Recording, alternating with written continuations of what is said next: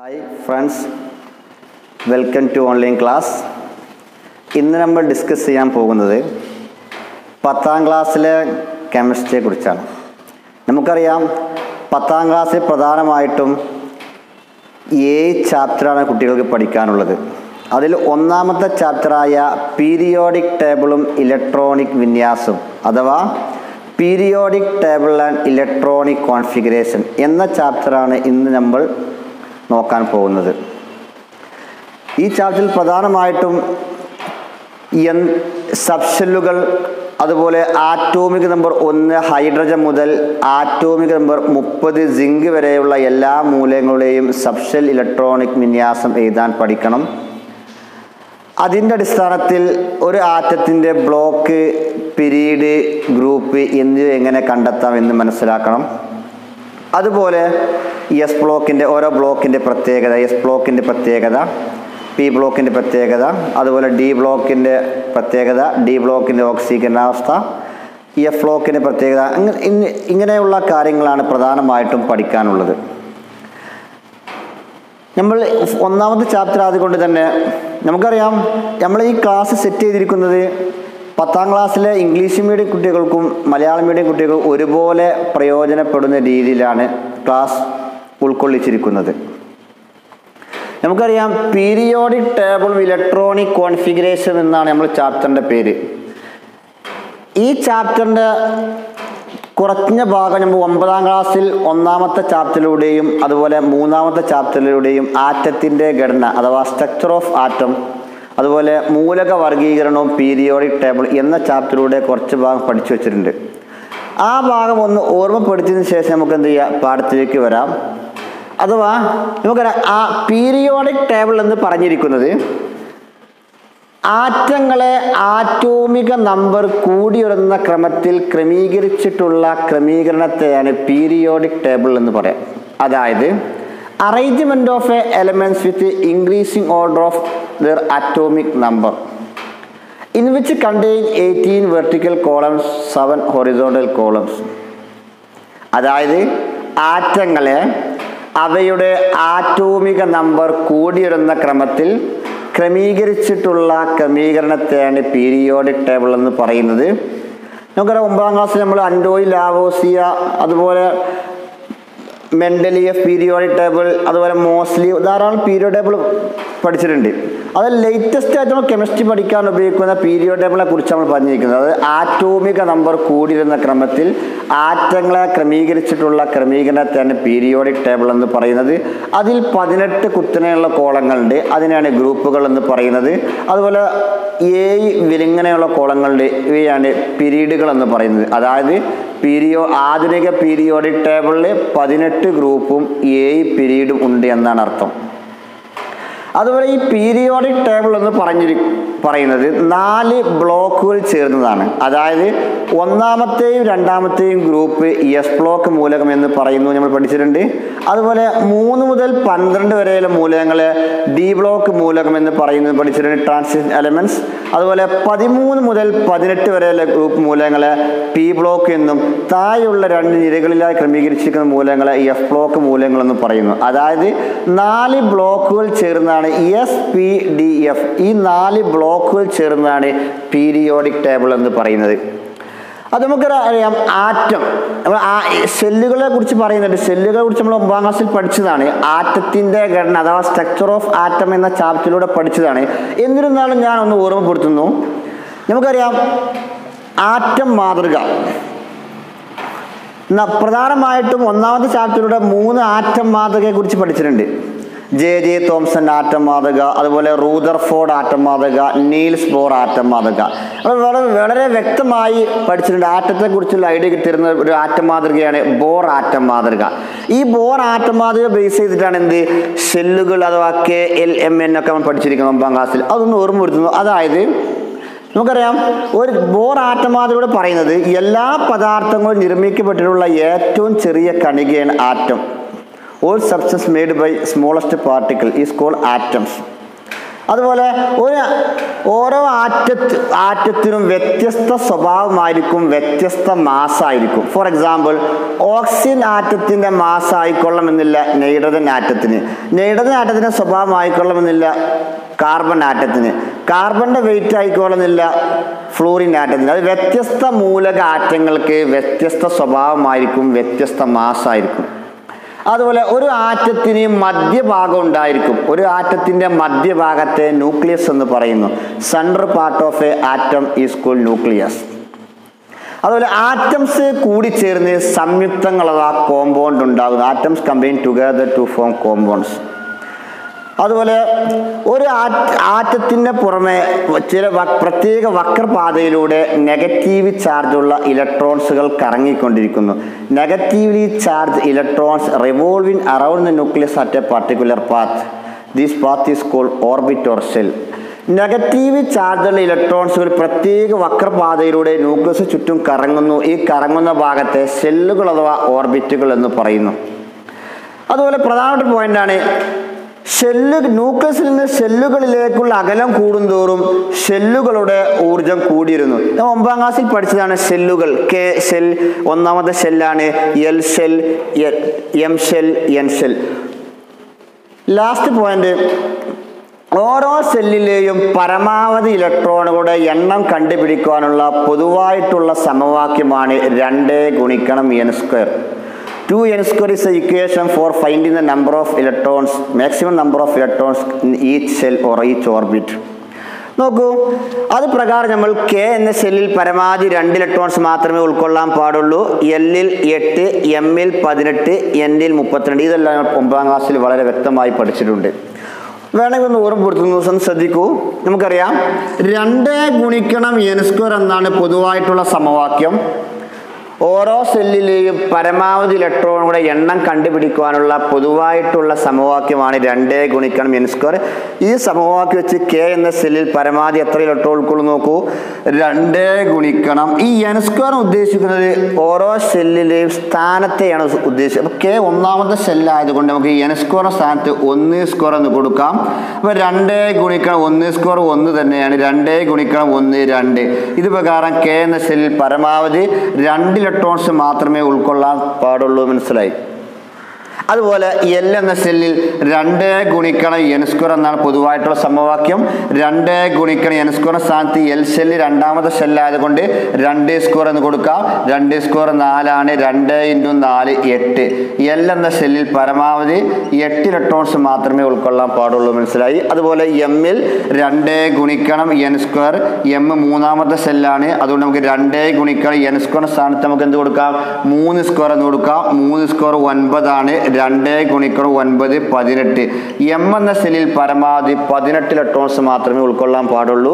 അതുപോലെ നാലാമത്തെ സെല്ലായ 2 × n².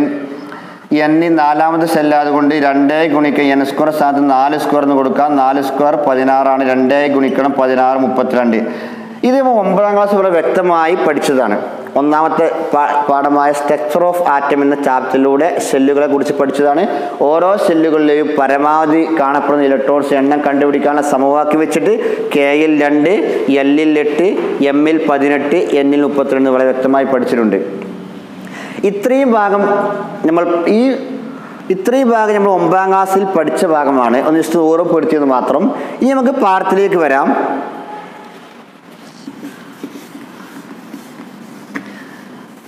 വേണമെങ്കിൽ നമുക്ക് നമ്മൾ 9ാം ക്ലാസ്സിൽ ആറ്റം മാതൃക വരയ്ക്കാൻ പഠിച്ചിട്ടുണ്ട്. ഫോർ എക്സാമ്പിൾ ഒന്ന് വരച്ച് നോക്കാം.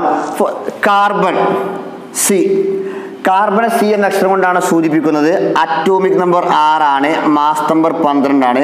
നമുക്കറിയാം ആറ്റോമിക് നമ്പർ എത്രയാണോ അത്രയും ഇലക്ട്രോൺസ് ഒരു ആറ്റത്തിനുണ്ടായിരിക്കും, അത്രയും പ്രോട്ടോൺസ് ഒരു ആറ്റത്തിനുണ്ടായിരിക്കും. നമ്മൾ പഠിച്ചിട്ടുണ്ട് ആറ്റോമിക് നമ്പർ സമം ഇലക്ട്രോൺസിൻ്റെ എണ്ണം സമം പ്രോട്ടോൺസിൻ്റെ എണ്ണം എന്നാണ് പഠിച്ചിരിക്കുന്നത്. നോക്കൂ, ഇപ്പോൾ കാർബണിൻ്റെ അറ്റോമിക് നമ്പർ 6 ആയതുകൊണ്ട് കാർബൺ 6 ഇലക്ട്രോൺസുകൾ ഉണ്ടായിരിക്കും കാർബണിൻ്റെ ഷെല്ലുകളിലായിട്ട്. അതുപോലെ 6 പ്രോട്ടോൺസ് ഉണ്ടായിരിക്കും കാർബണിൻ്റെ സെൻട്രൽ പാർട്ടായ ന്യൂക്ലിയസിൽ. നമുക്കറിയാം ഒരു ആറ്റത്തിന്റെ മധ്യഭാഗത്തുമായി ന്യൂക്ലിയസിൽ പോസിറ്റീവ് ചാർജുള്ള പ്രോട്ടോൺസ് ഉണ്ടാവും, ചാർജ് ഇല്ലാത്ത ന്യൂട്രോൺസും കാണപ്പെടും. അത് പ്രകാരം നമുക്ക് കാർബണിന്റെ ഷെൽ ഇലക്ട്രോണിക് വിന്യാസം എഴുതി നോക്കാം. കെ എന്ന ഷെല്ലിൽ പരമാവധി 2 കാണപ്പെടുകയുള്ളൂ. ടോട്ടൽ 6 ഇലക്ട്രോൺസ് ആണ്. 6 - 2 4. എൽ ഷെല്ലിൽ 4 ഇലക്ട്രോൺസ് കാണപ്പെടും. 2 + 4 6. ഇതാണ് കാർബണിന്റെ ഷെൽ ഇലക്ട്രോണിക് വിന്യാസം. ഇനി നമുക്ക് കാർബണിന്റെ നീൽസ് ബോർ ആറ്റം മാതൃക വരച്ച് നോക്കാം. നമ്മൾ 9ാം ക്ലാസ് വരച്ചതാണ്, ഒന്ന് ശ്രദ്ധിക്കൂ. ഞാൻ ആദ്യം ഒരു ആറ്റത്തിന്റെ ബോർ ആറ്റം മാതൃക വരക്കുമ്പോൾ ആദ്യം ആറ്റത്തിന്റെ ന്യൂക്ലിയസ് ആണ് വരയ്ക്കേണ്ടത്. ഞാൻ കാർബൺ ആറ്റത്തിന്റെ ന്യൂക്ലിയസ് വരച്ചു.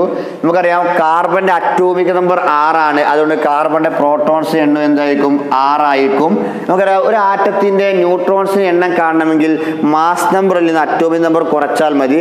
12 - 6 ന്യൂട്രോൺസ് ഉണ്ടായിരിക്കും. അപ്പൊ 6 + 6 12. ഇതാണ് കാർബണിന്റെ ന്യൂക്ലിയസ്.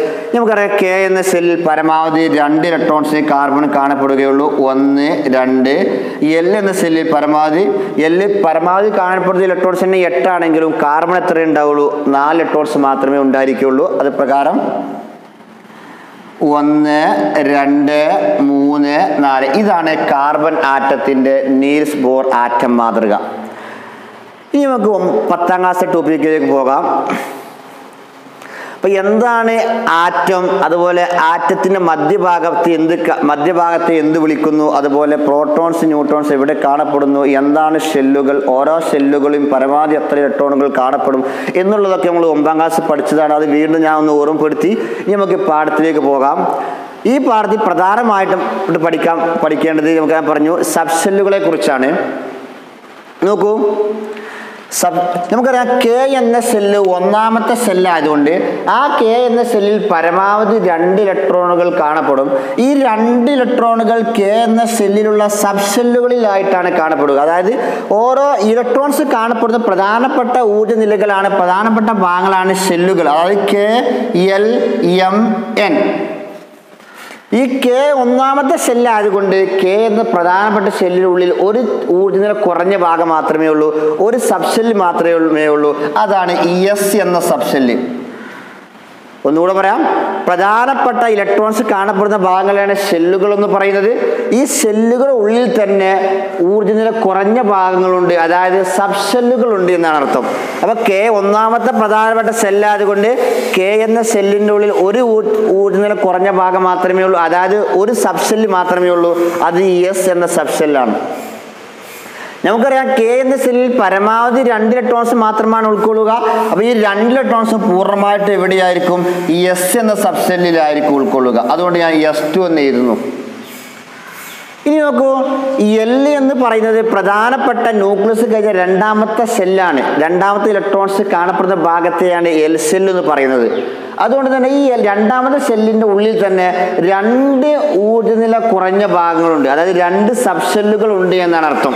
അത് 1 കെയിലുള്ള എസ് തന്നെയാണ്, 2 എന്താണ്? പി ആണ്. അപ്പൊ 2 സബ്ഷെല്ലുകളുണ്ട് എൽ എന്ന സെല്ലിൽ, 1 എസ് 2 പി.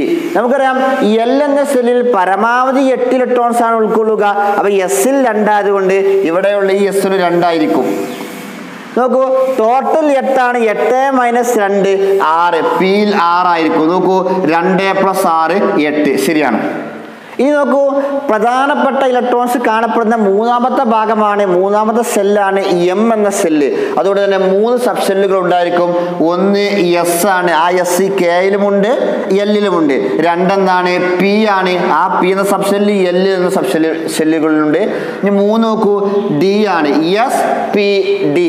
നമുക്കറിയാം എം എന്ന പ്രധാനപ്പെട്ട സെല്ലിൽ 18 ഇലക്ട്രോൺസ് കാണപ്പെടും. അത് എസിൽ ഇവിടെ 2 ആണ്, ഈ എസിൽ 2 ആണ്. അതുകൊണ്ട് ഈ എസിലും എന്തായിരിക്കും? 2 തന്നെയായിരിക്കും. പിയിൽ ഇവിടെ 6 ആണ്, അതുകൊണ്ട് ഇവിടെയും 6 ആയിരിക്കും. നമുക്കറിയാം 2 + 6 8. ടോട്ടൽ 18 ആണ്. അതുകൊണ്ട് തന്നെ ഡിയിലെ ഇലക്ട്രോൺസിന്റെ എണ്ണം കാണണമെങ്കിൽ 18 - 8. അപ്പൊ എന്ത് കിട്ടും? 10 എന്ന് കിട്ടും. 2 + 6 8, 8 + 10 18.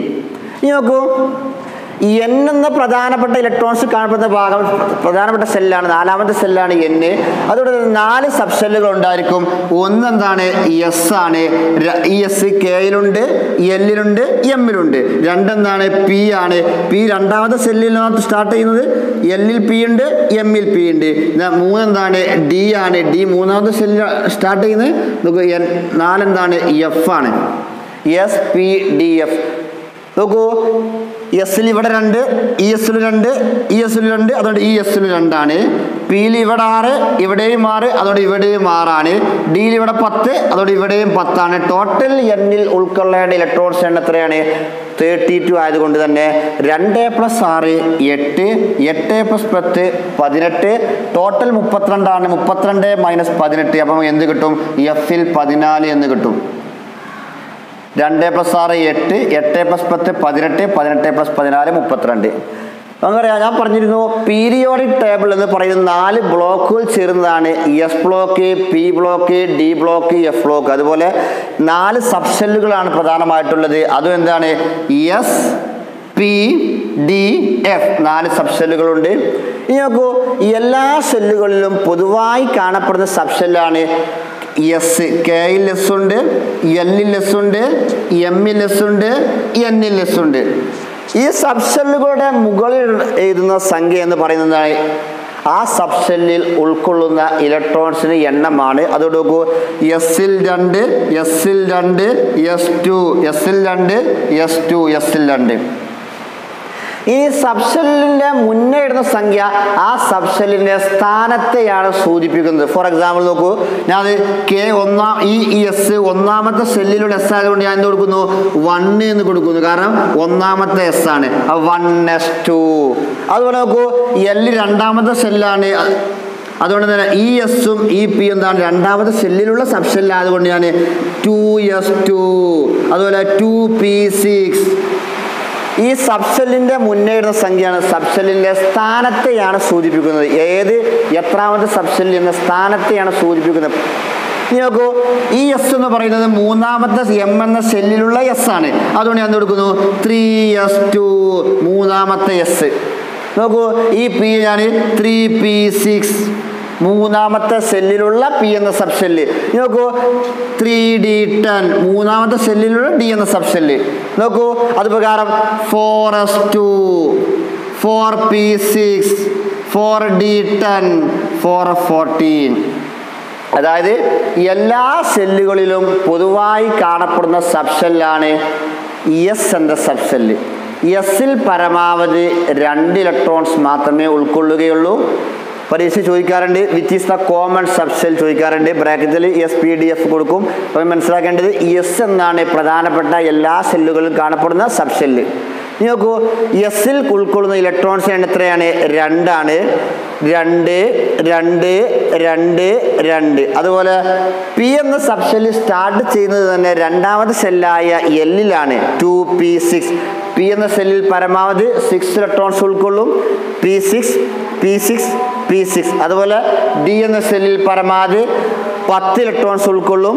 അതുപോലെ എഫ് എന്ന സബ് സെല്ലിൽ പരമാവധി 14 ഇലക്ട്രോൺസ് ഉൾക്കൊള്ളും. ചില പരീക്ഷ ചോദിക്കാറുണ്ട് താഴെ തന്നിരിക്കുന്നവയിൽ സാധ്യത ഇല്ലാത്ത സബ്സെൽ ഇലക്ട്രോണിക് വിന്യാസം ഏത് ചോദിക്കാറുണ്ട്. ഒരു മാർക്ക് സാധാരണ ചോദിക്കാറുണ്ട്. ബ്രാക്കറ്റിൽ 2s2, അതുപോലെ 2s, അതുപോലെ 3d, അതുപോലെ 1f, 6p എന്ന് കൊടുക്കാറുണ്ട്. താഴെ തന്നിരിക്കുന്ന സബ്സെല്ലുകളിൽ സാധ്യതയില്ലാത്ത സബ്സെല്ല് ഏത്, അതായത് തെറ്റായ സബ്സെല്ല് ഏത് എന്നാണ് ചോദിച്ചിരിക്കുന്നത്. നോക്കൂ, 2s സാധ്യത ഉള്ളതാണ്, 3d സാധ്യത ഉള്ളതാണ്, 6p അത് സാധ്യത ഉള്ളതാണ്. ഇതിൽ സാധ്യത ഇല്ലാത്ത എന്താണ്? 1f. അതായത് എഫ് എന്ന സബ്സെല്ല് സ്റ്റാർട്ട് ചെയ്യുന്നത് തന്നെയാണ് 4ാമത്തെ സെല്ലിലാണ്, അതുപോലെ 1ാമത്തെ സെല്ലിലല്ല. അപ്പോൾ 1f എന്താണ്? 1f എന്താണ്? തെറ്റാണ്, സാധ്യത ഇല്ലാത്ത സബ്സെല്ലാണ്. ഇങ്ങനെ ചോദിക്കാറുണ്ട് പരീക്ഷയ്ക്ക്, ഒന്ന് ഓർത്ത് വെക്കുക. ഇനി ഈ ചാപ്റ്ററിൽ പ്രധാനമായും പഠിക്കേണ്ടത് ആറ്റോമിക് നമ്പർ 1 ഹൈഡ്രജൻ മുതൽ ആറ്റോമിക് നമ്പർ 30 സിങ്ക് വരെയുള്ള എല്ലാ എലമെൻസിൻ്റെയും സബ്ഷെൽ ഇലക്ട്രോണിക് വിന്യാസമാണ്. നമ്മൾ ആറ്റോമിക് നമ്പർ 1 ഹൈഡ്രജൻ മുതൽ 20 കാൽസ്യം വരെയുള്ള എല്ലാ മൂലകങ്ങളുടെയും ഷെൽ ഇലക്ട്രോണിക് കോൺഫിഗറേഷൻ ചെയ്ത 9ാം ക്ലാസ്സിൽ പഠിച്ചിട്ടുണ്ട്. 9ാം ക്ലാസ്സിൽ പഠിച്ച കുറേ ഭാഗങ്ങൾ നമ്മളിപ്പോൾ തന്നെ നമ്മൾ ഓർമ്മപ്പെടുത്തി കഴിഞ്ഞു.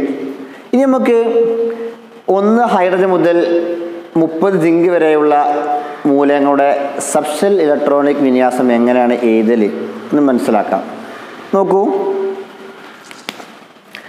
നമുക്കറിയാം ആറ്റോമിക് നമ്പർ 1 ഹൈഡ്രജനാണ്. ഞാൻ 1 മുതൽ 30 വരെയുള്ള എല്ലാ എലമെൻസിൻ്റെയും shell electronic configuration and subshell configuration രണ്ടും എഴുതുന്നു. അപ്പോൾ ആദ്യം എഴുതാൻ പോകുന്നത് ഒരു ആരോ മാർക്ക് ഇട്ട് എഴുതുന്നത് ഹൈഡ്രജൻ ആറ്റത്തിൻ്റെ ഷെൽ ഇലക്ട്രോണിക് വിന്യാസമാണ്.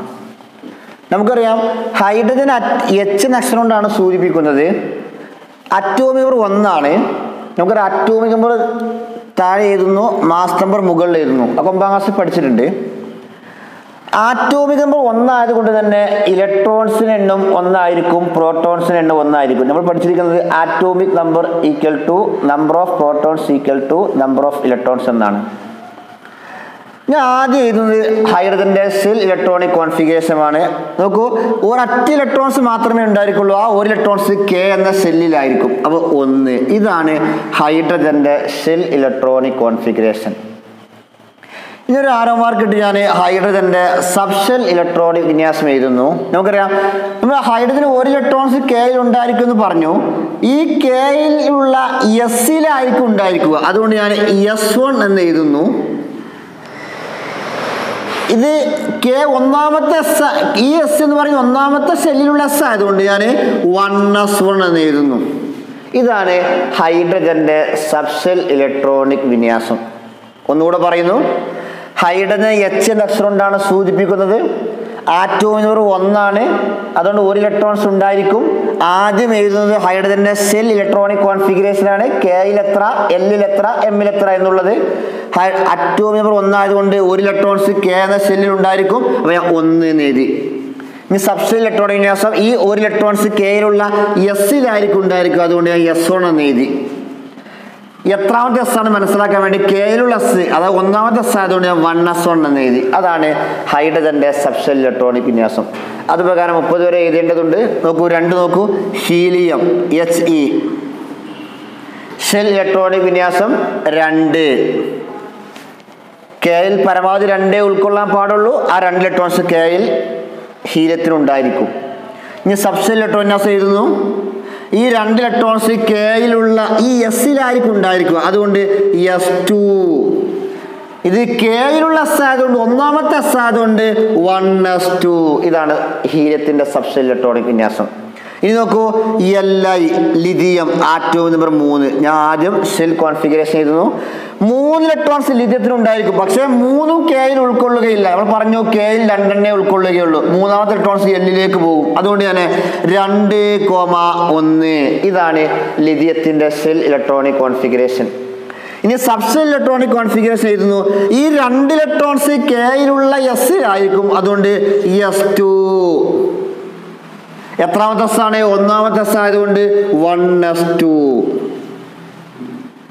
നോക്കൂ, ഈ S എന്ന് പറഞ്ഞാൽ അടുത്ത ഇലക്ട്രോൺസ് ഈ 2ാമത്തെ സെല്ലിലേക്കാണ് പോവുക. അത് Lലുള്ള S ആണ്. L 2ാമത്തെ സെല്ലാണ്. അതുകൊണ്ട് 2s1. നോക്കൂ, 2 + 1 3. റൈറ്റ്. ഇനി അടുത്ത് നോക്കൂ, ബെറീലിയം ആറ്റോമിക് Be 4 ആണ്. ഷെൽ കോൺഫിഗറേഷൻ എഴുതുന്നു. ബെറീലിയത്തിൽ 4 ഇലക്ട്രോൺസ് ഉണ്ടായിരിക്കും. 4ഉം Kയിൽ പോവുകയില്ല. Kയിൽ 2 പോവുകയുള്ളൂ. ബാക്കി 2 Lലായിരിക്കും. അപ്പോൾ 2,2 2,1 ഉള്ളത് 2,2 എന്നായി മാറും.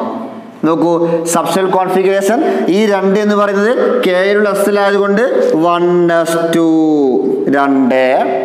നോക്കൂ, ഈ 2 എന്ന് പറയുന്നത് Lലുള്ള Sലായിരിക്കും. അതുകൊണ്ട് 2s1 എന്തായി മാറും? 2s2. 2 + 2 4. ശരിയാണ്. ഇനി നെക്സ്റ്റ് നോക്കൂ, ബോറോൺ ആറ്റോമിക് നമ്പർ 5 ആണ്. 5 ഇലക്ട്രോൺസ് ഉണ്ടായിരിക്കും. Kയിൽ 2, Lൽ 3. 2,2 എന്നുള്ളത് 2,3 എന്നായി മാറുന്നു. 2 + 3 5. ഇനി സബ്ഷെൽ കോൺഫിഗറേഷൻ എങ്ങനെ എഴുതാം? 1s2. ഈ 2 1s2 ഇവിടെ എത്തി. ഈ 3 ഇലക്ട്രോൺസും ഈ എസ്സിൽ പോവുകയില്ല, എസ്സിൽ 2 പോവുകയുള്ളൂ. എസ്സോടെ ഫില്ലായി കഴിഞ്ഞിട്ടുണ്ട്. അതുകൊണ്ട് തന്നെ ബോറോൺ എന്ന ആറ്റത്തിന്റെ 5ാമത്തെ ഇലക്ട്രോൺസ് ഈ 2ാമത്തെ പിയിലേക്കാണ് പോവുക. അതുകൊണ്ട് 1s2 2s2 4 ഇലക്ട്രോൺസ് ആയി, 2+2 4 ഇലക്ട്രോൺസ് ആയി. 5ാമത്തെ ഇലക്ട്രോൺസ് ഈ എസ് ഫില്ലായി, അത് നെക്സ്റ്റ് ഇലക്ട്രോൺസ് ഈ പിയിലേക്ക് പോകുന്നു. 2ാമത്തെ പി ആണ്. അതുകൊണ്ട് 2p1. പിയിൽ 6 വരെ പോകാം. പിയിൽ ഇപ്പോൾ 1 ഇലക്ട്രോൺസ് മാത്രമേ ആയിട്ടുള്ളൂ. 2+2 4, 4+1 5. ഞാൻ അടുത്ത് നോക്കൂ, കാർബൺ സി ആറ്റം നമ്പർ 6 ആണ്. 6 ഇലക്ട്രോൺസ് ഉണ്ടായിരിക്കും. കെ എന്ന സെല്ലിൽ 2.3 എന്നുള്ളത് 2.4 എന്നായി മാറുന്നു. കെയിൽ 2, എല്ലിൽ 4. എല്ലിൽ 8 വരെ പോകാം. പക്ഷേ കാർബൺ എൽ എന്ന സെല്ലിൽ 4 ഇലക്ട്രോൺസ് മാത്രമേ ഉണ്ടായിരിക്കുകയുള്ളൂ. നോക്കൂ, സബ്ഷെൽ കോൺഫിഗറേഷൻ ഈ 2 എന്ന് പറയുന്നത് കെയിലുള്ള ഈ എസ്സിലായതുകൊണ്ട് 1s2. ബാക്കി 4 ഇലക്ട്രോൺസും ഈ എസ്സിൽ പോവുകയില്ല, 2 പോവുകയുള്ളൂ. അതുകൊണ്ട് 2s2. ഈ 2p1 എന്തായി മാറുന്നു? 2p2 ആയി മാറുന്നു. 2p1 2p2 ആയി മാറുന്നു. ഇപ്പൊ 2+2 4, 4+2 6. റൈറ്റ്. ഞാൻ അടുത്ത് നോക്കൂ, നൈട്രജൻ എ 2,4 എന്നുള്ളത് 2,5 ആയി മാറുന്നു. കെ എന്ന സെല്ലിൽ 2, എൽ എന്ന സെല്ലിൽ 5, 2+5 എ. നോക്കൂ, subshell configuration 1s2 2s2 2p2 എന്തായി മാറുന്നു? 2p3 ആയി മാറുന്നു. 7ാമത്തെ ഇലക്ട്രോൺസ് 2p2ലേക്ക് പോകുമ്പോൾ 2p3 ആയി മാറുന്നു. 2 4 4+3 7. ഇനി അടുത്ത് നോക്കൂ, ഓക്സിജൻ ആറ്റം നമ്പർ 8 ആണ്. കെ എന്ന സെല്ലിൽ 2, എൽ എന്ന സെല്ലിൽ 6, 2+6 8. സബ്ഷെൽ കോൺഫിഗറേഷൻ നോക്കൂ, 1s2 2s2 2p3 എന്തായി മാറുന്നു? 2p4 ആയി മാറുന്നു. നമുക്കറിയാം പിയിൽ പരമാവധി 6 ഇലക്ട്രോൺസ് വരെ പോകാം. 4 ആയിട്ടുള്ളൂ. 2+2 4, 4+4 8. നെക്സ്റ്റ് നോക്കൂ, ഫ്ലൂറിൻ ആറ്റം നമ്പർ 9 ആണ്. 2,6 എന്നുള്ളത് എന്തായി മാറും? 2,7 എന്നായി മാറുന്നു. 2+7 ഇതാണ് ഫ്ലൂറിൻ ആറ്റത്തിന്റെ സെൽ ഇലക്ട്രോണിക് കോൺഫിഗറേഷൻ. കെയിൽ 2, എല്ലിൽ 8 വരെ പോകാം. പക്ഷേ ഫ്ലൂറിന് 7 ഇലക്ട്രോൺസ് മാത്രമേ ഉണ്ടായിരിക്കുകയുള്ളൂ. 2+7 ഇനി സബ്ഷെൽ നോക്കൂ, ഈ 2 എന്ന് പറയുന്നത് 1s2. ഈ എയിൽ 2 2s 2s2. ബാക്കി 5 ഉണ്ട്. 5 2+2 4. ബാക്കി 5 ഇലക്ട്രോൺസ് ഉണ്ട്. 2p4 എന്തായി മാറുന്നു? 2p5 ആയി മാറുന്നു. 1s2 2s2 2p4 എന്തായി മാറുന്നു? 2p5 ആയി മാറുന്നു. 2+2 4, 4+5 9. ഇനി നോക്കൂ, neon atomic number 10. Electron shell configuration 2, ഉള്ളത് 2,8 ആയി മാറുന്നു. Subshell configuration 1s2 2 2s2 4 2p5 എന്തായി മാറുന്നു? 2p6 ആയി മാറുന്നു. 2+2 4, 4+6 10. നമുക്കറിയാം എല്ലാ പി എന്ന സബ്ഷെല്ലിലും പരമാവധി 6 ഇലക്ട്രോൺസ് മാത്രമേ ഉൾക്കൊള്ളുകയുള്ളൂ. അതിവിടെ പി എന്ന സബ്ഷെല്ലിൽ കംപ്ലീറ്റ് ആയിരിക്കുന്നു. ഈ നെക്സ്റ്റ് ഇലക്ട്രോൺസ് എവിടേക്ക് പോകും? ഇ എസിലേക്ക് പോകുന്നു. നോക്കൂ, നെക്സ്റ്റ് സോഡിയം 11 ആണ്. 2,8,1. കെ എന്ന സെല്ലിൽ 2, എൽ എന്ന സെല്ലിൽ 8. നെക്സ്റ്റ് 11ാമത്തെ ഇലക്ട്രോൺസ് എം എന്ന സെല്ലിലേക്ക് പോകുന്നു. എമ്മിൽ പരമാവധി 18 വരെ പോകാം. പക്ഷേ സോഡിയത്തിൽ എമ്മിൽ എത്ര ഇലക്ട്രോൺസ് ഉണ്ടായിരിക്കും? 1 ഇലക്ട്രോൺസ് ഉണ്ടായിരിക്കും. അതുകൊണ്ട് 2,8,1. ഇനി സബ്ഷെൽ കോൺഫിഗറേഷൻ ചെയ്ത് നോക്കാം. ഈ 2 എന്ന് പറയുന്നത് 1s2. ഈ 8 2s2 2p6. 1s2 2 2s2 4 2p6 4 6 10 11ാമത്തെ electrons 2p7 എന്ന് പാടില്ല. പിയിൽ പരമാവധി 6 ഇലക്ട്രോൺസ് കംപ്ലീറ്റ് ആയി. നെക്സ്റ്റ് 11ാമത്തെ ഇലക്ട്രോൺസ് എം എന്ന 3ാമത്തെ സെല്ലിൽ ഈ എസിലേക്ക് പോകുന്നു. അതുകൊണ്ട് 3s1. 2 4 4 6 10 10 3 11. ഇതാണ് സോഡിയത്തിന്റെ സബ്ഷെൽ ഇലക്ട്രോണിക് കോൺഫിഗറേഷൻ. നെക്സ്റ്റ് നോക്കൂ, മെഗ്നീഷ്യം Mg 12 2,8,2. K എന്ന ഷെല്ലിൽ 2, L-ൽ 8, M-ൽ 2. Subshell configuration 1s2 2ആയി, 2s2 4ആയി, 2p6 10ആയി, 3s1 എന്തായി മാറുന്നു. ഈ 12ാമത്തെ മെഗ്നീഷ്യത്തിലെ ഇലക്ട്രോൺസ് 3s1ലേക്ക് പോകുമ്പോൾ അത് 3s1 3s2 ആയിട്ട് മാറുന്നു. നെക്സ്റ്റ് അലൂമിനിയം 13 ആണ്. 2 8 3. Subshell configuration 1s2 2s2 2p6 3s3 എന്ന് പാടില്ല. 3sൽ പരമാവധി 2 ഇലക്ട്രോൺസ് മാത്രമേ പാടുള്ളൂ. 2 4 10 12. അലൂമിനിയത്തിൽ 13ാമത്തെ ഇലക്ട്രോൺസ് ഉണ്ട്. ഈ എസ് ഫില്ലായി കഴിഞ്ഞാൽ തൊട്ടടുത്തുള്ള പി എന്ന സബ്ഷെല്ലിലേക്ക് പോകുന്നു. അപ്പോൾ 3p1. 13ാമത്തെ ഇലക്ട്രോൺസ് 3pയിലേക്ക് പോകുമ്പോൾ 3p1 3s2 3p1 എന്നെണ്ണി നോക്കൂ. 2 4 10 12 12 3 13. നെക്സ്റ്റ് സിലിക്കൺ 14 നോക്കൂ.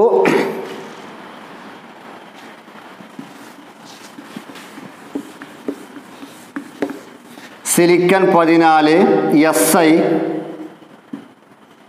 2,8,3 എന്തായി മാറുന്നു, 4ആയി മാറുന്നു. 2+8 10 10+4 14. സബ്ഷെൽ കോൺഫിഗറേഷൻ 3, അതായത് സിലിക്കന്റെ 14ാമത്തെ ഇലക്ട്രോൺസ് 3p1ലേക്ക് പോകുമ്പോൾ അത് 3p2 മാറുന്നു. നോക്കൂ, 1s2 2s2 2p6 3s2. 3p1 എന്തായി മാറുന്നു, 3p2 ആയി മാറുന്നു. നോക്കൂ, 2 4 10 12 12+2 14. ഇതാണ് സിലിക്കന്റെ സബ്ഷെൽ ഇലക്ട്രോണിക് കോൺഫിഗറേഷൻ. നെക്സ്റ്റ് നോക്കൂ, ഫോസ്ഫറസ് 15 2,8,4 എന്തായി മാറുന്നു. M എന്ന ഷെല്ലിൽ 4 എന്തായി മാറുന്നു, 5 ആയി മാറുന്നു. 2+8 10 10+5 15. Subshell configuration 1s2 2s2 2p6 3s2 3p. അതായത് ഫോസ്ഫറസിന്റെ 15ാമത്തെ ഇലക്ട്രോൺസ് 3p2ലേക്ക് പോകുമ്പോൾ അത് 3p2 3p3 ആയി മാറുന്നു. 2 4 10 12 12 3 15. ഇനി നോക്കൂ, സൾഫർ 16. സൾഫർ 16 എസ് എന്ന അക്ഷരം കൊണ്ട് സൂചിപ്പിക്കുന്നു. 16 2,8,6. Subshell configuration 1s2 2s2 2p6 3s2. അതായത് സൾഫറിന്റെ 16ാമത്തെ ഇലക്ട്രോൺസ് 3p3ലേക്ക് പോകുമ്പോൾ 3p4 ആയി മാറുന്നു. 16 2 4 10 12 12 4 16. നെക്സ്റ്റ് നോക്കൂ, Cl ക്ലോറിൻ Cl നോക്കൂ, Cl chlorine 2,8,7. 2+8 10 10+7 17. 1s2 2s2 2p6 3s2 3p6 2 4 10 10+2 12. അതായത് ക്ലോറിൻ്റെ 17ാമത്തെ ഇലക്ട്രോൺസ് 3p4ലേക്ക് പോകുമ്പോൾ 3p5 ആയി മാറുന്നു. 3p1 3p2 3p3 3p4 3p5. Next നോക്കൂ, ആർഗൻ ആറ്റോമിക് നമ്പർ 18. ആർഗൻ 2,8, എന്തായി മാറുന്നു, 8 ആയി മാറുന്നു. 2,8,8 2+8 10 10+8 18. Subshell configuration 1s2 2s2 2p6 3s2 3p5 3p6 ആയി മാറുന്നു. നമുക്കറിയാം, പി എന്ന സബ്ഷെൽ പരമാവധി 6 ഇലക്ട്രോൺസ് മാത്രമേ ഉൾക്കൊള്ളാൻ പാടുള്ളൂ. ആ 6 ഇലക്ട്രോൺസ് ഇവിടെ ഉൾക്കൊണ്ട് കഴിഞ്ഞു. നോക്കൂ, 3p aluminium 3p1, silicon 3p2, phosphorus 3p3, sulphur 3p4, chlorine 3p5, argon 3p6. 1s2 2s2 2p6 3s2 3p6. അതായത് നമുക്കറിയാം സബ്സെല്ലുകളിൽ ഇലക്ട്രോണുകൾ ക്രമീകരിക്കപ്പെട്ടിരിക്കുന്നത് സബ്സെല്ലുകളുടെ ഊർജം കൂടിവരുന്ന ക്രമത്തിലാണ്. അതായത് ഒന്നാമത്തെ എസ്സിനേക്കാളും കൂടുതൽ ഊർജമുണ്ട് രണ്ടാമത്തെ എസ്സിന്. അതുകൊണ്ടാണ് ഒന്നാമത്തെ എസ്സിൽ ഇലക്ട്രോൺസ് ഫില്ലായതിനു ശേഷം രണ്ടാമത്തെ എസ്സിലേക്ക് ഇലക്ട്രോൺസ് പോയത്. നോക്കൂ, ഈ രണ്ടാമത്തെ എസ്സിനേക്കാളും കൂടുതൽ ഊർജമുണ്ട് രണ്ടാമത്തെ പി എന്ന സബ്സെല്ലിന്. അതുകൊണ്ടാണ് രണ്ടാമത്തെ എസ്സിൽ നിന്ന് പിയിലേക്ക് ഇലക്ട്രോൺസ് പോയത്. അതുപോലെ രണ്ടാമത്തെ പി എന്ന സബ്സെല്ലിനേക്കാളും കൂടുതൽ ഊർജ്ജമുണ്ട് മൂന്നാമത്തെ സെല്ലുള്ള മൂന്നാമത്തെ എസ് എന്ന സബ്സെല്ലിന്. അതുകൊണ്ട് രണ്ടാമത്തെ പി ഇലക്ട്രോൺസ് ഫില്ലായതിനു ശേഷം മൂന്നാമത്തെ എസ്സിലേക്ക് പോയി. നോക്കൂ, മൂന്നാമത്തെ എസ് നമുക്കറിയാം മാഗ്നീഷ്യം 12. ഈ 13 അലൂമിനിയം ആയപ്പോൾ 3s2 3p1 ആയി മാറി. Silicon 3p2, phosphorus 3p3, sulphur 3p4, chlorine 3p5, argon 3p6. ഇവിടെ എത്തി നമ്മൾ. അതായത് സബ്സെല്ലുകളിൽ ഇലക്ട്രോണുകൾ ക്രമീകരിക്കപ്പെട്ടിരിക്കുന്നത് സബ്സെല്ലുകളുടെ ഊർജം കൂടിയിരുന്ന ക്രമത്തിലാണ്.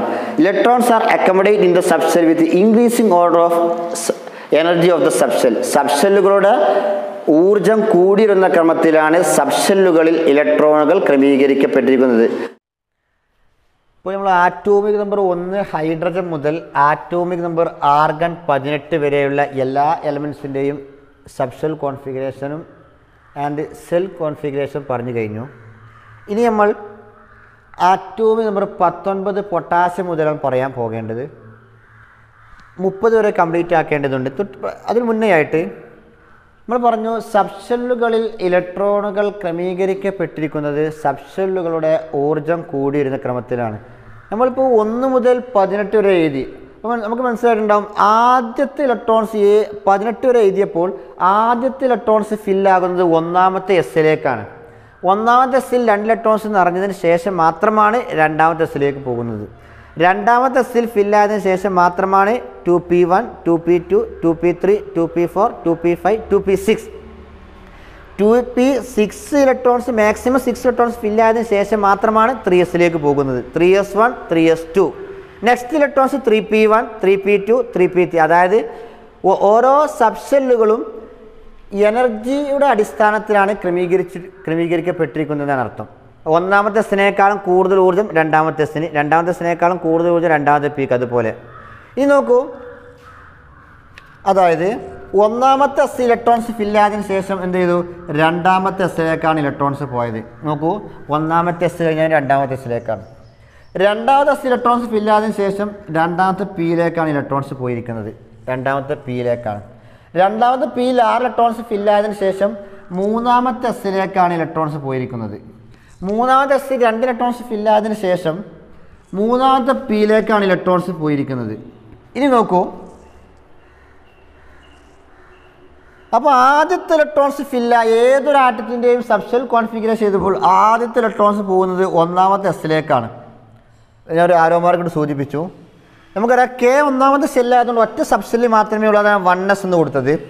എല്ല് രണ്ടാമത്തെ സെല്ലായതുകൊണ്ട് 2 സബ്സെല്ലുകളുണ്ട്. ഞാൻ എസ്സും ഉണ്ട് പിയും ഉണ്ട്. ഞാനത് മനസ്സിലാക്കാൻ വേണ്ടി 2s എന്നും 2p എന്നും കൊടുത്തു. എം മൂന്നാമത്തെ സെല്ലായതുകൊണ്ട് 3 സബ്സെല്ലുണ്ട്. എസ്സും ഉണ്ട് പിയും ഉണ്ട് ഡിയും ഉണ്ട്. ഞാൻ തിരിച്ചറിയാൻ വേണ്ടി 3s 3p 3d എന്ന് കൊടുത്തു.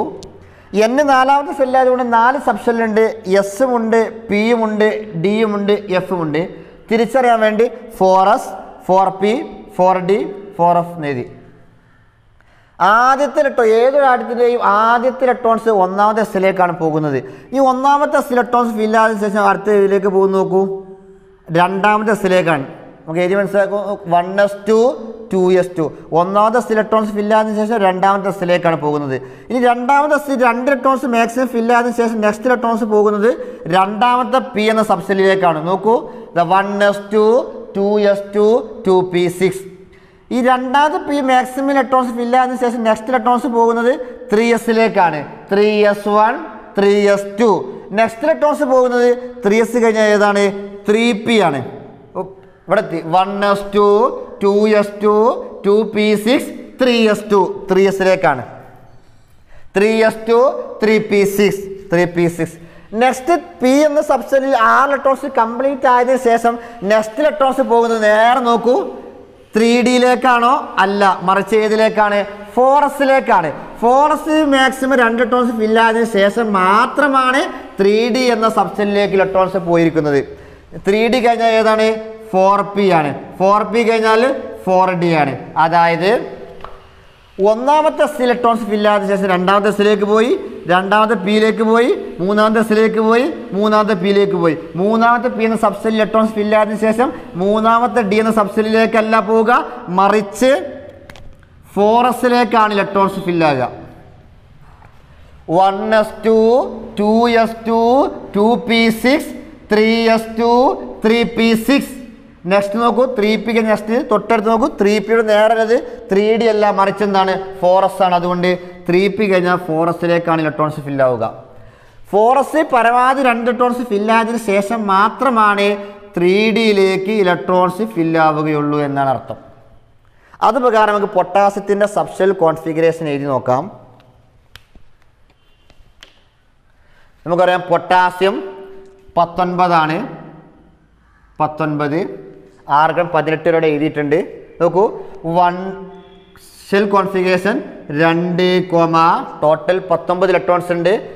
8 2,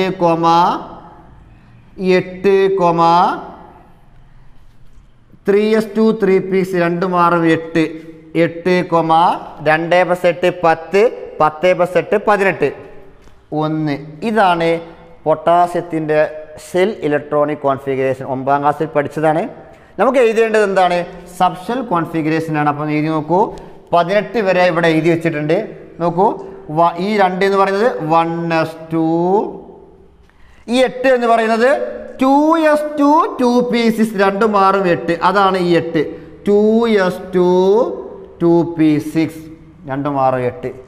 ഈ 8 എന്ന് പറയുന്നത് 3s2 3p6 2 മാറും 8, 3s2 3p6.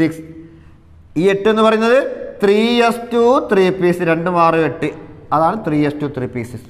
ഇനി നെക്സ്റ്റ് ഇലക്ട്രോൺസ് ഡിയിലേക്കല്ല പോവുക, മറിച്ച് 4s1ലേക്കാണ്. അതുകൊണ്ട് ഞാൻ എന്ത് ചെയ്യുന്നു? 4s1 19, 2 4 4 മാറും 10 10 2 12 12 മാറും 18 18 1 19. നമുക്കറിയാം എല്ലാ എസിലും പരമാവധി 2 വരെ പോകാം. എത്ര ആയിട്ടുള്ളൂ? 1 ആയിട്ടുള്ളൂ. ഇനി 1 ഇലക്ട്രോൺസും കൂടി പോകാനുള്ള ഒരു ചാൻസ് ഉണ്ട്, റൈറ്റ്? ഇനി നെക്സ്റ്റ് നോക്കൂ ആറ്റോമിക് നമ്പർ 20 കാൽസ്യം.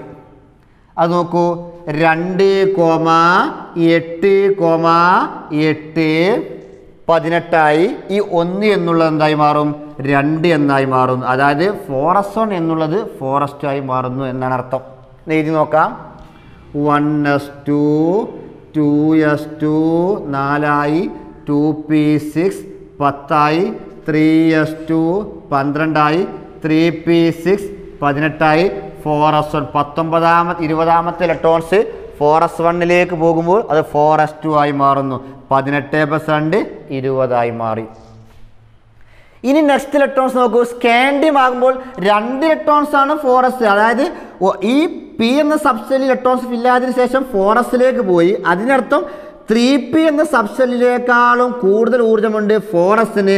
4sനേക്കാളും കൂടുതൽ ഊർജ്ജമുണ്ട് 3Dക്ക്. അതുകൊണ്ട് കുറഞ്ഞ 4s ഇലക്ട്രോൺസ് ഫില്ലായതിന് ശേഷം മാത്രമാണ് ഊർജ്ജം കൂടിയ 3Dയിലേക്ക് ഇലക്ട്രോൺസ് പോവുകയുള്ളൂ എന്നാണ് അർത്ഥം. അതായത് 3Dക്കാണോ 4sനാണോ കൂടുതൽ ഊർജ്ജം എന്ന് ചോദിച്ചു കഴിഞ്ഞാൽ ആൻസർ എന്താണ്? 3Dക്കാണ് കൂടുതൽ ഊർജ്ജം എന്നാണ്. അതുകൊണ്ട് തന്നെ ഊർജ്ജം കുറഞ്ഞതിലേക്ക് ആദ്യം പോയി ശേഷം മാത്രമാണ് ഊർജ്ജം കൂടിയ 3D എന്ന സബ്സെല്ലിലേക്ക് ഇലക്ട്രോൺസ് പോവുകയുള്ളൂ എന്നാണ് അർത്ഥം. ഇനി നെക്സ്റ്റ് നോക്കൂ. സ്കാൻഡിയം 21 ആണ്. സ്കാൻഡിയം 21 2 8 2 + 8 10ആയി. നോക്കൂ നെക്സ്റ്റ് ഇലക്ട്രോൺസ് 2 3s2 3p6 ഇവിടെ ഉണ്ട്. 4s2 നെക്സ്റ്റ് 21ാമത്തെ ഇലക്ട്രോൺസ് 3D1ലേക്കാണ് പോവുക. അപ്പം 2 + 6 8 8 + 1 9. അപ്പം ഞാൻ ഈ 8 എന്നാക്കി മാറ്റുന്നു, 9 എന്നാക്കി മാറ്റുന്നു. അപ്പം 2 + 8 10 10 + 9 19. ഇത് നമ്മൾ 9ാം ക്ലാസ്സിൽ പഠിച്ചതാണ്. ഈ 2 ഇതുപോലെ തന്നെ ഉണ്ടാകും, റൈറ്റ്? 2+8 10, 10+9 19, 19+2 21. ഇതാണ് സ്കാൻഡിയത്തിൻ്റെ സെൽ ഇലക്ട്രോണിക് കോൺഫിഗറേഷൻ. ഇനി സബ്സെൽ കോൺഫിഗറേഷൻ ചെയ്യുന്നു, ഒരു വ്യത്യാസമില്ല. 21ാമത് ഇലക്ട്രോൺസ് നെക്സ്റ്റ് 3D1 പോകുന്നു. 3D 10 വരെ പോകാം, 1 അപ്പോൾ 3D1 ആയി മാറുന്നു. റൈറ്റ്, നോക്കൂ 1s2 2s2 2p6 3s2 3p6 18 electrons ആയി. 2 4 10 12 18 ആയി ഇവിടെ എത്തി. ഇനി 4s ഈ ഡി അടുത്ത് എഴുതുന്നു. 3s-ഉം 3pയും 3s-ഉം 3pയും 3d അടുത്തടുത്ത സബ്സെല്ലുകളായതുകൊണ്ട് ഞാൻ ഒന്നിച്ച് എഴുതുന്നു. 3s2 3p6 നെക്സ്റ്റ് 2+6 8, ഇതിലൊന്നും ഉണ്ടാവും. 8+1 9, ഇവിടെ 9 എഴുതിയിട്ടുണ്ട്, അതുകൊണ്ട് ഞാൻ 3d1 എന്ന് എഴുതുന്നു. അപ്പോൾ 19 ആയി. ഇതാ ഈ 4s2 21 ആയി. എണ്ണി നോക്കൂ 2 4 10 12 18 18 3 19 19 2 21. ഇതാണ് സ്കാൻഡിയത്തിൻ്റെ സബ്സെൽ കോൺഫിഗറേഷൻ. ഇനി അടുത്ത് നോക്കൂ ടൈറ്റാനിയം 22 ഒന്നുമില്ല. ഈ 22ാമത്തെ ഇലക്ട്രോൺസ് 3D 10 വരെ പോകാം. നെക്സ്റ്റ് 3D1 പോകുമ്പോൾ 22ാമത്തെ ഇലക്ട്രോൺസ് 3D1 പോകുമ്പോൾ 3D2 എന്നുമായി മാറുന്നു എന്ന് വ്യത്യാസം മാത്രമേ ഉള്ളൂ. അതുകൊണ്ട് 2+6 8 8+2 10 എന്നായി മാറുന്നു. ഈ 9 10 എന്നായി മാറുന്നു ഷെൽ കോൺഫിഗറേഷനിൽ. നോക്കൂ 2 8 ഈ 3s2 3p6 3d2 ആയി മാറുന്നു. 2+6 8 8+2 10, അപ്പോൾ 9 എന്തായി മാറുന്നു 10 ആയി മാറുന്നു. അപ്പോൾ 2+8 10 10+10 20 +2 22. ഇതാണ് ഷെൽ കോൺഫിഗറേഷൻ ഓഫ് ടൈറ്റാനിയം. ഇനി സബ്ഷെൽ നോക്കൂ 1s2 2s2 2p6 3s2 3p6 18 ആയി. നെക്സ്റ്റ് 3d1 എന്തായി മാറുന്നു 3d2 ആയി മാറുന്നു. 4s2 22 ആയി മാറുന്നു. 2 4 10 12 18 20 22. ഇതാണ് ടൈറ്റാനിയത്തിൻ്റെ സബ്ഷെൽ കോൺഫിഗറേഷൻ. നമ്മൾ മനസ്സിലാക്കേണ്ടത് അവസാനം ഇലക്ട്രോൺസ് ഫില്ലായത് 4s അല്ല, മറിച്ച് എന്താണ് 3d എന്നാണ് മനസ്സിലാക്കേണ്ടത്. ഓക്കെ, അവസാനത്തെ ഇലക്ട്രോൺസ് ഫില്ലായത് അവസാനം എഴുതിയത് 4s ആണെങ്കിലും അവസാനത്തെ ഇലക്ട്രോൺസ് ഫില്ലായത് 3d ആണ്. റൈറ്റ്. ഇനി നെക്സ്റ്റ് നോക്കൂ വനേഡിയം 23 അപ്പോൾ എന്തായി മാറുന്നു അത് 3d2 എന്തായി മാറുന്നു 3d3 ആയി മാറുന്നു. 2+6 8 8+10 11, ഈ 10 എന്നുള്ളത് 11 ആയി മാറുന്നു. ഷെൽ കോൺഫിഗറേഷനിൽ 2 8 10 ഉള്ളത് 11 ആയി മാറുന്നു. 2 2+8 10 10+11 21 21+2 23. ഇനി സബ്ഷെൽ കോൺഫിഗറേഷൻ നോക്കൂ 1s2 3d2 3d3 ആയി മാറുന്ന വ്യത്യാസം മാത്രമേ ഉള്ളൂ. 2s2 2p6 3s2 3p6 3d2 എന്തായി മാറും 3d1 3d2, അത് 3d3 ആയി മാറുന്നു. റൈറ്റ്. 4s2 എണ്ണി നോക്കൂ 2 4 10 12 18 18 3 20 18 18 3 2 4 10 12 18 18 3 21 21+2 23. ഇതാണ് വനേഡിയത്തിൻ്റെ സബ്സെൽ ഇലക്ട്രോണിക് കോൺഫിഗറേഷൻ. നെക്സ്റ്റ് ക്രോമിയമാണ് 24. നോക്കൂ ചെറിയ പ്രത്യേകത ഉണ്ട് ക്രോമിയത്തിന്. ക്രോമിയം അതുപോലെ കോപ്പർ നമുക്ക് 1 മുതൽ 30 വരെയാണ് പഠിക്കേണ്ടത്. അത് 24 ക്രോമിയം അതുപോലെ 29 കോപ്പറിനാണ് ഒരു പ്രത്യേകത ഉള്ളത്. നോക്കൂ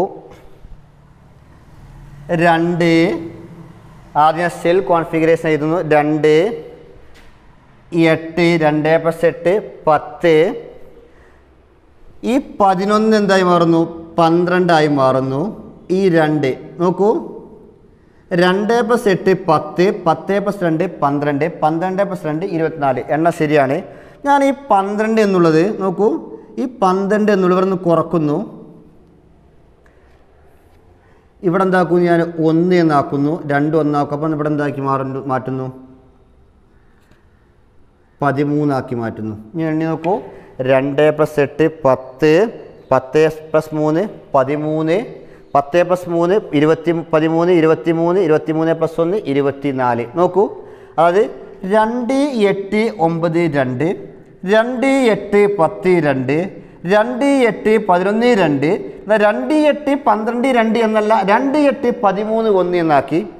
അത് ക്രോമിയത്തിൽ മാത്രം പ്രത്യേകതയാണ്. നോക്കൂ, 1s2, 2s2 4 2p6 10 3s2 12 3p6 18. നോക്കൂ, 3s2 3p6 2+6 8. ഞാൻ ഇവിടെ 13 ആക്കിയിട്ടുണ്ട്. അവിടെ എന്ത് ചെയ്യണം? ഇവിടെ ഒന്ന് കൂട്ടിയിട്ടുണ്ട്, അതുപോലെ ഇവിടെയും കൂട്ടണം. അപ്പോൾ 3D ആക്ച്വലി 3D4 4s2 എന്നാണ് വരേണ്ടത്. നോക്കൂ, 2 4 10 12 12+6 18 18+4 22 18+4 22 22+2 24. എണ്ണം ശരിയാണ്, പക്ഷേ ഇങ്ങനെ എഴുതാൻ പാടില്ല. ഇവിടെ വ്യത്യാസം വരുത്തിയതുപോലെ ഇവിടെയും വ്യത്യാസം വരുത്തേണ്ടതുണ്ട്. അതാണ് 11 12 എഴുതാതെ 13 എഴുതി, ഒന്ന് കൂട്ടി എഴുതി, അവിടെ നിന്ന് കുറച്ച് എഴുതി. അതുപോലെ എന്ത് ചെയ്യണം? ഇവിടെയും ഒന്ന് കുറക്കണം. അപ്പോൾ എന്താ, ഈ 2 1 ഈ 2 എന്തായും ഇവിടെയും 1 മാറുന്നു. അതുപോലെ 11 12 എഴുതാതെ 13 ആക്കി എഴുതി പകരം കൂട്ടി എഴുതണം. അപ്പോൾ 4 എന്താക്കി എഴുതണം? 5 ആക്കി എഴുതണം. ഇനി നോക്കൂ,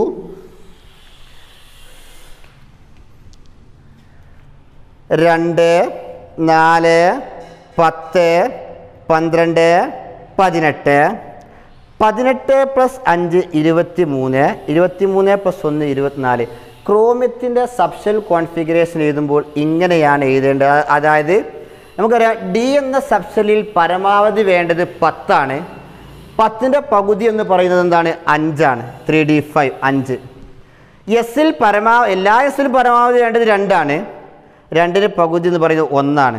അതായത് ക്രോമിയത്തിൻ്റെ സബ്ഷെൽ കോൺഫിഗറേഷൻ എഴുതുമ്പോൾ അവസാനത്തെ ഡിയിലും അവസാനത്തെ എസ്സിലും പകുതി ഇലക്ട്രോണുകൾ ഫില്ലാകുന്ന വിധമാണ് എഴുതേണ്ടത്. അതാണ് മോർ സ്റ്റേബിൾ. പരീക്ഷ ഒരു മാർക്ക് ചോദിക്കാറുണ്ട്, ക്രോമിയത്തിൻ്റെ സബ്ഷെൽ ഇലക്ട്രോണിക് വിന്യാസം എഴുതുക. അപ്പം ചിലർ 1s2 2s2 2p6 3s2 3p6 3d4 4s2 എന്ന് എഴുതരുത്, തെറ്റാണ്. മറിച്ച് 3d5 4s1 എന്ന് തന്നെ എഴുതണം. അതാണ് മോർ സ്റ്റേബിൾ, അതാണ് ശരിയായ രീതി. ഒന്നുകൂടെ പറയുന്നു, 2 8 2 8 8 2 2 8 9 2 2 8 10 2 2 8 11 2 2 8 12 2 എന്നല്ല 2 8 13 1 എന്നാണ്. ഇവിടെ ഒന്ന് കുറക്കുന്നു, ഇവിടെ ഒന്ന് കൂട്ടുന്നു. അതുപോലെ തന്നെ ഇവിടെയും നോക്കൂ, 3d1 4s2 3d2 4s2 3d3 4s2 3d4 4s2 എന്ന് എഴുതാൻ പാടില്ല.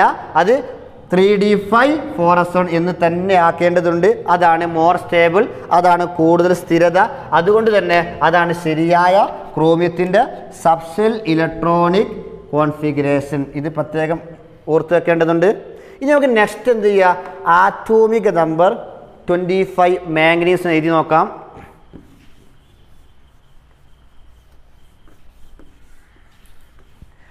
Atomic number 25 manganese Mn 25. നോക്കൂ, നമുക്കറിയാം ആദ്യം സെൽ കോൺഫിഗറേഷൻ ചെയ്ത് 2 2 8. നോക്കൂ, നമുക്കറിയാം ഈ 3 നെക്സ്റ്റ് മാഗ്നീസ് ഇലക്ട്രോൺസ് 3D 4s1ലേക്ക് നമുക്കറിയാം 4sനേക്കാളും കൂടുതൽ ഊർജ്ജമുണ്ട് 3Dക്ക്. 4s ഇലക്ട്രോൺസ് കംപ്ലീറ്റ് ആയിട്ടില്ല. അതുകൊണ്ട് തന്നെ മാഗ്നീസിന് 25ാമത്തെ ഇലക്ട്രോൺസ് 4s1ലേക്കാണ് പോവുക. അപ്പോൾ 4s2 ആയി മാറുന്നു.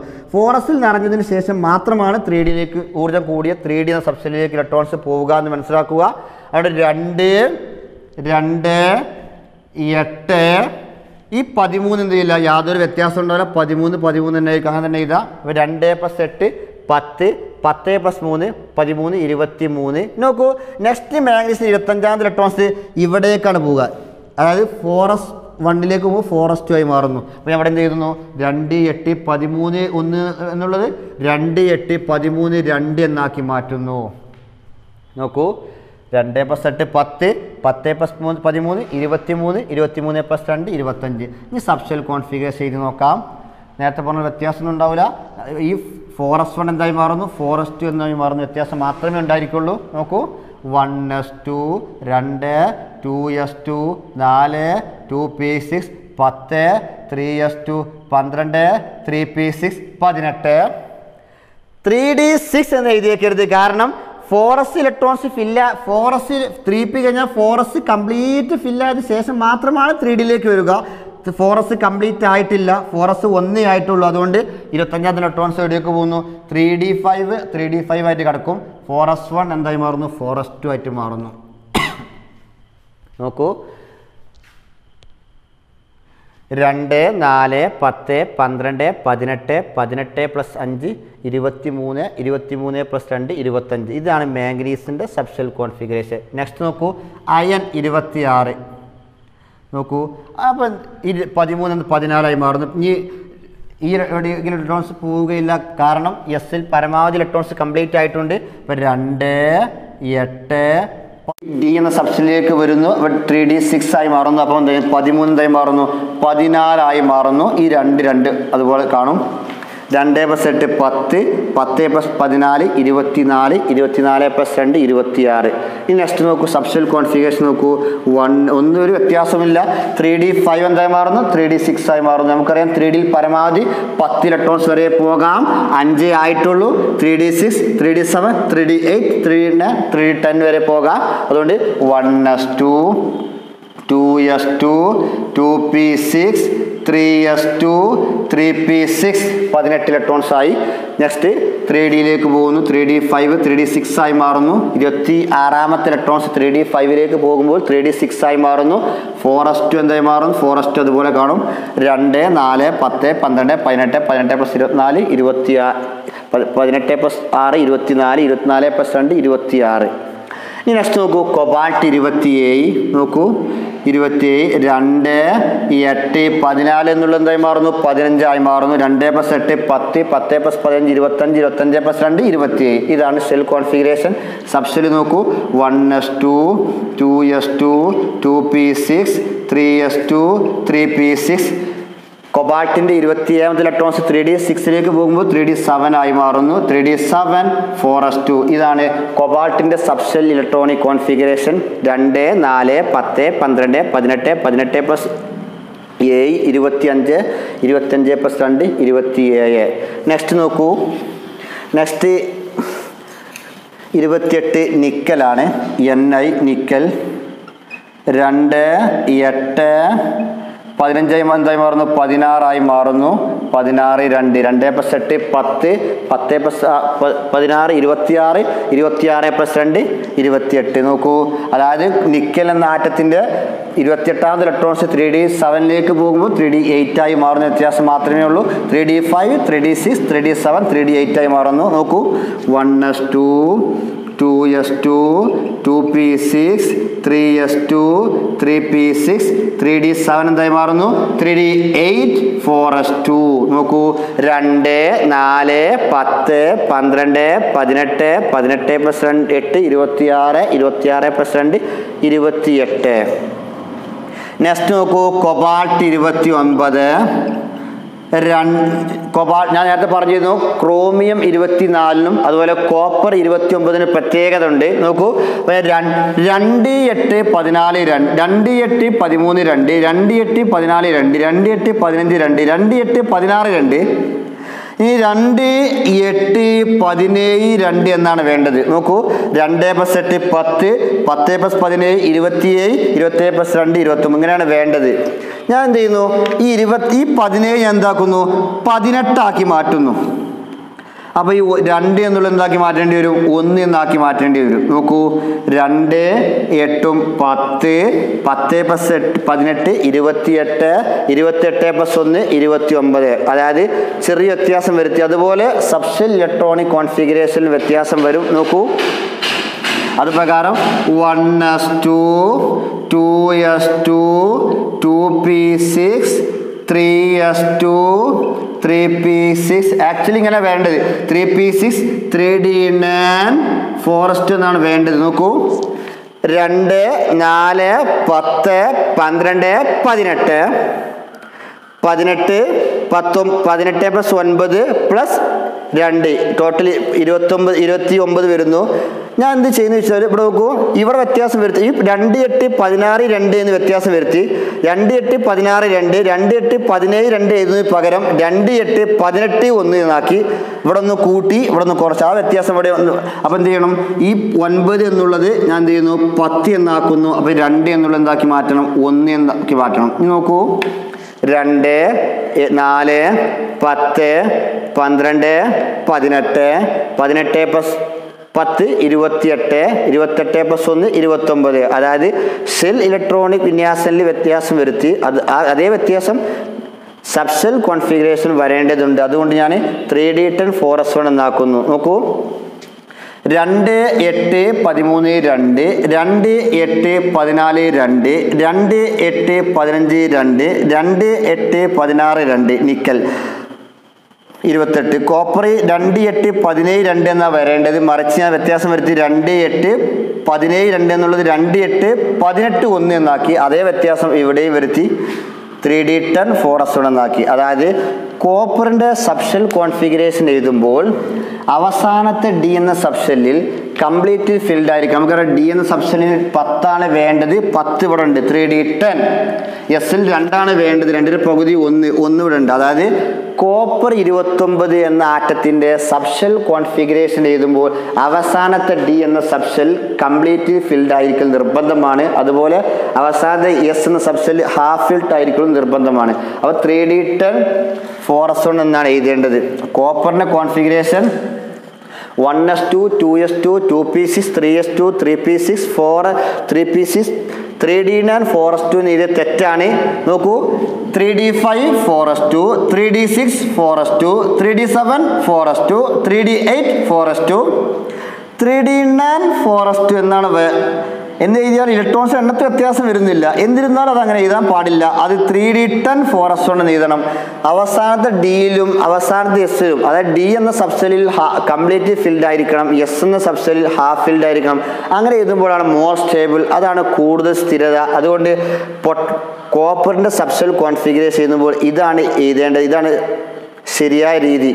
പരീക്ഷയ്ക്ക് സാധാരണ ചോദിക്കാറുണ്ട് കോപ്പറിൻ്റെ സബ്ഷെൽ കോൺഫിഗറേഷൻ എഴുതുക. അപ്പം 1s2 2s2 2p6 3s2 3p6 3D10 4S1 എന്ന് എഴുതേണ്ടത് മനസ്സിലാക്കി വെക്കുക. നെക്സ്റ്റ് ലാസ്റ്റ് എലമെൻ്റ് ആണ് atomic number 30 zinc Zn. 30 zinc നോക്കൂ, 2 8 നമുക്കറിയാം 18 ഇവിടെ ആയിട്ടുണ്ട്. നെക്സ്റ്റ് 4S1 പോകുമ്പോൾ 30 ഇലക്ട്രോൺസ് 4S1 പോകുമ്പോൾ 4s2 മാറും. പിന്നെ 1 എന്തായി മാറുന്നു, 2 എന്തായി മാറുന്നു. 2 + 8 10 10 + 8 18 28 28 + 2 30. ഇങ്ങനെയാണ് സിങ്കിൻ്റെ ഷെൽ കോൺഫിഗറേഷൻ എഴുതുക എന്ന് മനസ്സിലാക്കി വെക്കുക. സബ്ഷെൽ കോൺഫിഗറേഷൻ 30 ഇലക്ട്രോൺസ് 4s1 പോകുന്നു. നമുക്കറിയാം ഡി ഇവിടെ കംപ്ലീറ്റ്ലി ഫിൽഡ് ആയിട്ടുണ്ട്. ഡിയിൽ 10 വേണ്ടത്, 10 ഇവിടെ ആയിട്ടുണ്ട്. നെക്സ്റ്റ് 30 ഇലക്ട്രോൺസ് 4s1 1 ആയിട്ടുള്ളൂ. 4s1 പോകുമ്പോൾ 4s2 ആയിട്ട് മാറുന്നു. 1s2 2 2s2 4 2p6 10 3s2 12 3p6 18 3D10 28 4s1 29 30 പോകുമ്പോൾ 4s2 ആയിട്ട് മാറുന്നു. 28 + 2 30. ഇങ്ങനെയാണ്. അപ്പോൾ ആറ്റോമിക് നമ്പർ 1 ഹൈഡ്രജൻ മുതൽ ആറ്റോമിക് നമ്പർ 30 സിങ്ക് വരെയുള്ള എല്ലാ മൂലകങ്ങളുടെയും ഷെൽ കോൺഫിഗറേഷൻ എഴുതി, സബ്ഷെൽ കോൺഫിഗറേഷൻ എഴുതി. അതിൽ പ്രത്യേകത ഉള്ളത് ആറ്റോമിക് നമ്പർ 24 ക്രോമിയം എന്ന എലമെൻറ്റിനും ആറ്റോമിക് നമ്പർ 29 കോപ്പർ എന്ന എലമെൻറ്റിനുമാണ്. ഇത് പ്രത്യേകം ഓർത്ത് വെക്കുക. ഇനി നമുക്ക് ഈ സബ്ഷെൽ ഇലക്ട്രോണിക് കോൺഫിഗറേഷൻ ബേസ് ചെയ്തിട്ട് ഈ ആറ്റങ്ങളുടെ ബ്ലോക്ക് എങ്ങനെ കണ്ടെത്താം, പിരീഡ് എങ്ങനെ കണ്ടെത്താം, ഗ്രൂപ്പ് എങ്ങനെ കണ്ടെത്താം എന്നുള്ള കാര്യമാണ് ഡിസ്കസ് ചെയ്യേണ്ടത്. അത് നമുക്ക് നെക്സ്റ്റ് ക്ലാസ്സിൽ ഡിസ്കസ് ചെയ്യാം.